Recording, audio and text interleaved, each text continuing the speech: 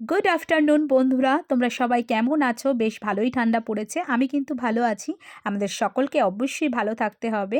আর তোমাদের দাদাভাই বাজারে গিয়েছিল, নিয়ে এসেছে আজকে তেলাপিয়া মাছ, সেটাই রান্না করছি। আর সকালে মটরশুঁটি দিয়ে আলু দিয়ে একটা তরকারি মতন করছি, যেটা সকালে ব্রেকফাস্টে হবে রুটি দিয়ে। আর এখানে দেখেছো হয়ে গেছে আমার এই তরকারিটা।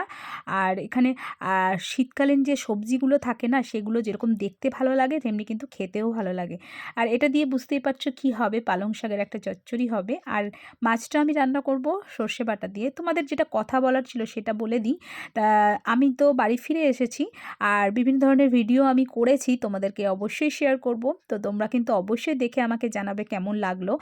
আর খুব আনন্দ করেছি, খুব মজা করেছি সবার সাথে। আর একসাথে যাওয়ার মজাটাই আলাদা, তোমরা সবাই এটা নিশ্চয়ই জানো। একসাথে সবাই মিলে ঘুরতে গেলে তার মজাটাই আলাদা। তো তোমরা কিন্তু অবশ্যই আমার ভিডিওগুলো দেখবে আর আমাকে জানাবে কেমন লাগলো। টাটা সবাইকে।